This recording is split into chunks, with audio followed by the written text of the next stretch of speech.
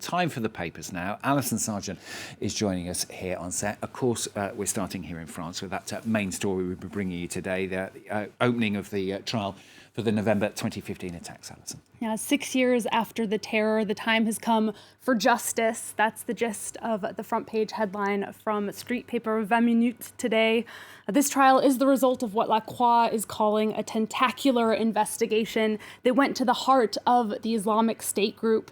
The Catholic paper writes that the care with which this trial was prepared really says something important about our collective conception of justice. First, the respect for the victims as symbolized by this special courtroom that was built just for this trial, but also respect for the rights of those accused, which, according to La Croix, is in itself a response to the totalitarian ideology of the Islamic State group.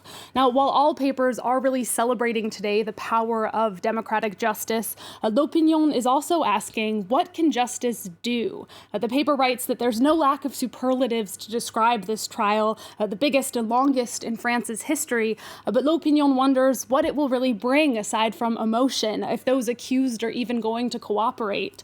In the paper's front page cartoon here, we see the weight of that emotion crushing the scale of justice. Yeah, a lot of the papers saying, though, Alison, that recognising that emotion is actually quite an important part of the process. Yeah, this trial is about confronting both individual and collective trauma over what happened that night on November 13th, 2015.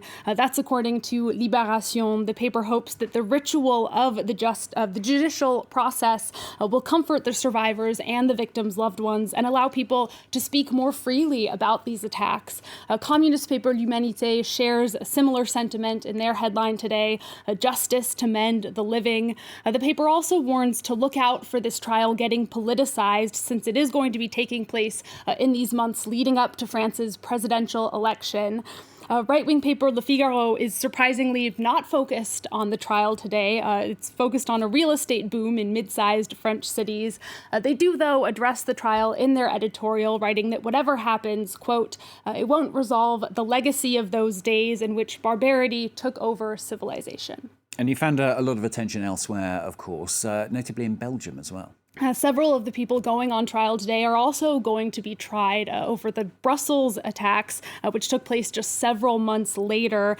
Belgium very closely, of course, watching this trial. As an example, Belgian paper Le Soir writes that the French justice system is going to have to be very thorough, acting without hate, without desire for revenge, without guesswork. The paper wants to see a trial that is not exceptional, but, quote, irreproachably ordinary. But it's hard to have an ordinary trial, of course, when you're dealing with men who don't believe that justice comes in this lifetime.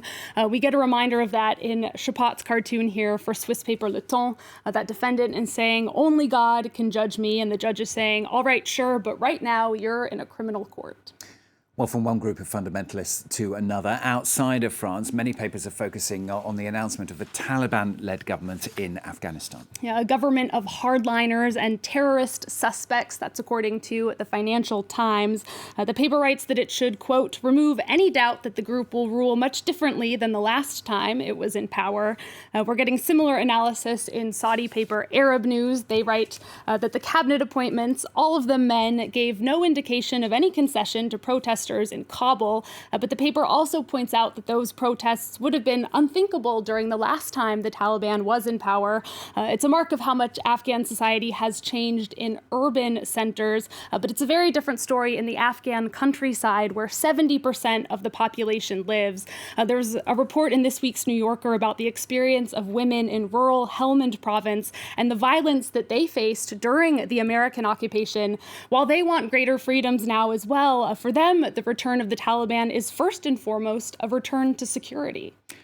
And Alison is ending on a much-needed lighter note. Scientists have found that climate change is causing animals to actually shape-shift. That's right. They have been developing larger beaks, legs, and ears. The Guardian explains that these body parts are not covered by hair or feathers and thus allow for heat exchange, so warm-blooded animals can better regulate their body temperatures as the world gets hotter, the bigger these body parts are. The changes in size, though, were quite small, less than 10%, but the study's author said that prominent appendages like ears are predicted to increase even more, so we might end up with the live-action Dumbo in the not-so-distant future. Those were her words. It sounds cute, but it is quite horrible when you think about the reason. Your nose is growing as you speak, Alison. I hope so. It'll help me fight climate change. Well, there you go. Very, very slowly, but you never know.